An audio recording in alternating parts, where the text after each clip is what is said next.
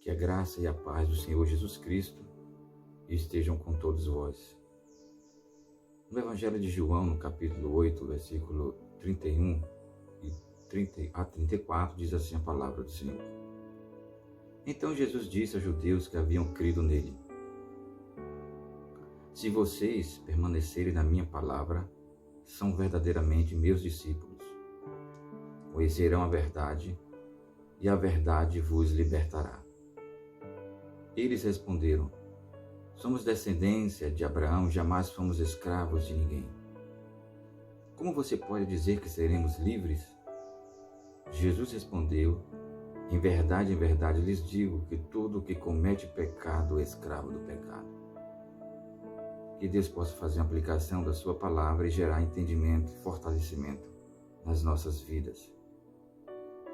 Nesse texto, Jesus está falando diretamente para um grupo de judeus que haviam crido nele e que estavam sendo atraídos pelos seus ensinamentos, com o desafio de permanecer em sua palavra, pois crer em Jesus e não permanecer nos seus ensinamentos significa que há uma lacuna para ser preenchida, ou seja, algo está sinalizando que há um espaço que precisa ser completado.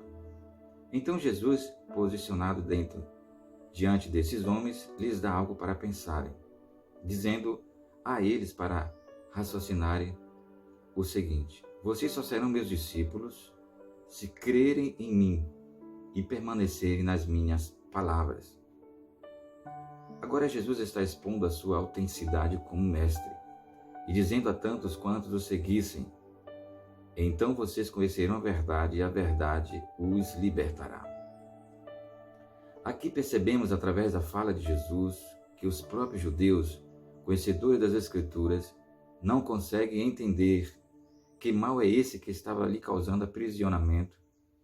Então, com suas sutilezas, ironicamente, respondem a Jesus que são descendentes de Abraão e que nunca foram escravos de ninguém, dizendo eles: como seremos livres? Infelizmente, essa pergunta está ecoando no coração de muitos nos dias atuais, sendo indiferentes e insensíveis, para então não reconhecerem que estão aprisionados, não precisando de um libertador e então viverem segundo suas paixões, seus padrões e seus interesses próprios.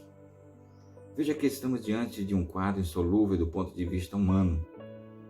Você pode ser o homem mais rico desta terra, você pode adquirir muito conhecimento, muita sabedoria, ser muito influente na sociedade, ter reconhecimento de si mesmo, mas ao olhar no espelho verás que está diante de um corpo mortal, que ao passar do tempo irá se desfazendo até se tornar pó novamente, não havendo absolutamente nada o que fazer.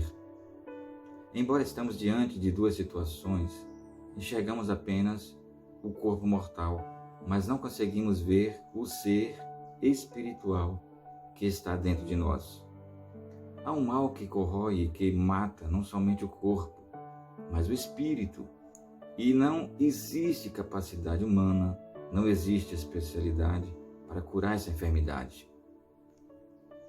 Não existe nenhum meio físico, nem por meio do intelecto, nem ciência, nem sabedoria humana, capaz de achar uma solução para combater esse mal.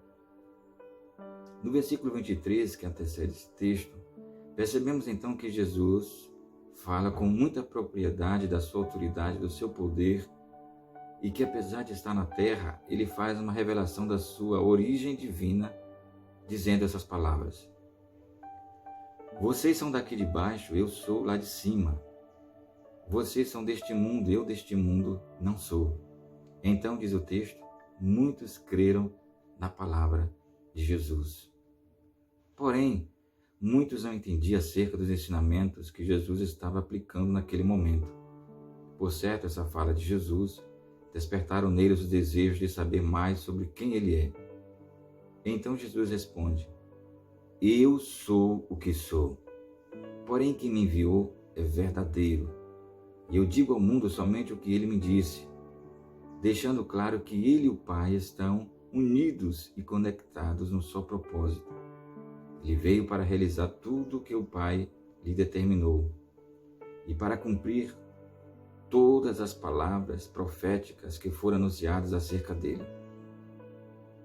Que ele traria boas novas aos pobres, para animar os aflitos, para proclamar libertação aos cativos e pôr em liberdade os algemados e apregoar o ano aceitável do Senhor e o dia da vingança do nosso Deus.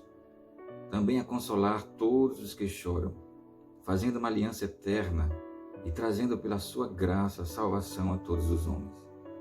Ele deu a si mesmo por nós, a fim de nos remir de toda iniquidade. No livro de Isaías, no capítulo 61, também lá em Tito, capítulo 2, de 11 ao 14, vai descrever com mais precisão esses acontecimentos. Então veja que Deus fala através de Isaías da vinda do Messias e através de Tito testifica da sua chegada. Jesus sabia da enfermidade que estava assolando o mundo daquela época? Sim, certamente que sim. Jesus sabe a enfermidade que está assolando no tempo de hoje? Sim, com certeza. Ele é poderoso, Ele é onisciente, Ele é onipresente e Ele é onipotente. E Jesus sabe que o único remédio para essa enfermidade é Ele mesmo. Jesus se apresenta como uma solução definitiva para uma doença que, diante das possibilidades humanas, se torna incurável.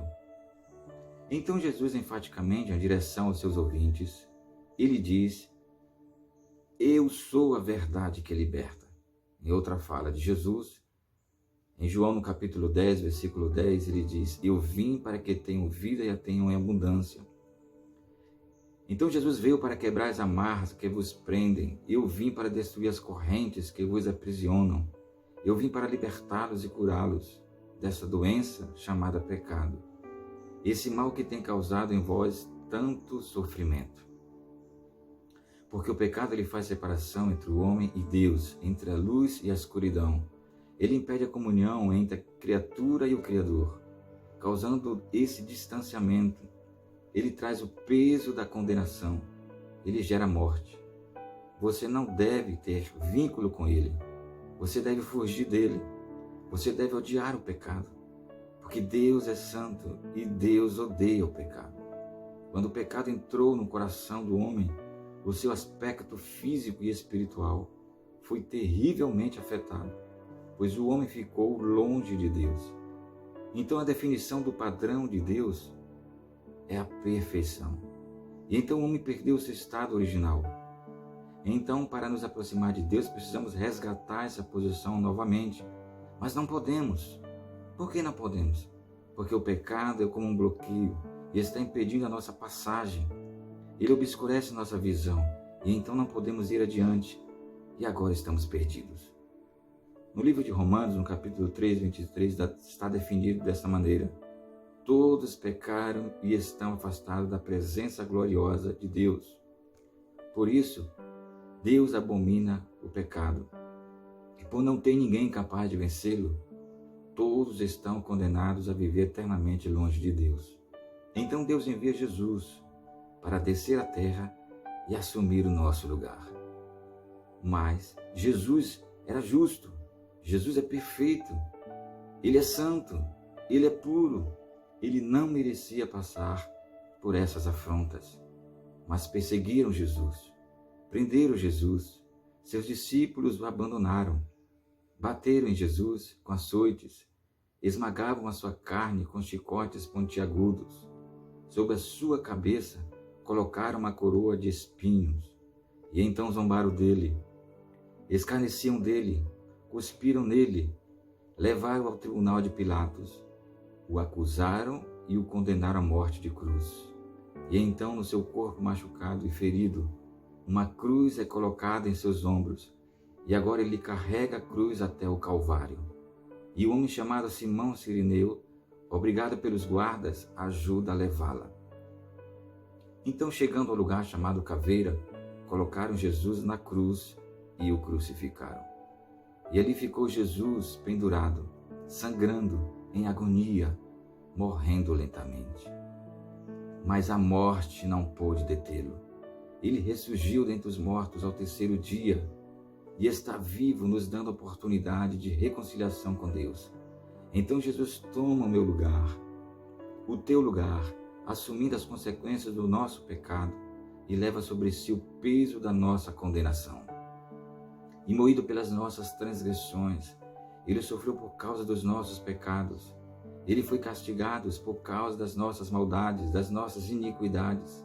E como cordeiro mudo, ele não abriu a sua boca. Tudo isso Jesus assumiu porque ele nos ama. João Batista, quando viu Jesus se aproximando, no capítulo 1 de João, versículo 29, ele disse assim: Eis o Cordeiro de Deus, que tira o pecado do mundo. Então Jesus é a nossa conexão com o Pai. Ele é nosso mediador. Atos capítulo 4, versículo 12, a palavra do Senhor diz assim: Porque nenhum outro há salvação, porque também debaixo do céu, nenhum outro nome há dado entre os homens pelo qual devamos ser salvos. Então Jesus é o caminho que conduz à vida eterna. Ele é a verdade que nos liberta do domínio desse mal, dessa enfermidade chamada pecado. Então Jesus está dizendo: se vós conheceres e creres em mim e permanecerem nas minhas palavras, verdadeiramente sereis livres. Então, quando o homem se aproxima de Jesus e o reconhece como Senhor e Salvador de sua vida, ele recebe essa nova chance de estar na presença do Pai.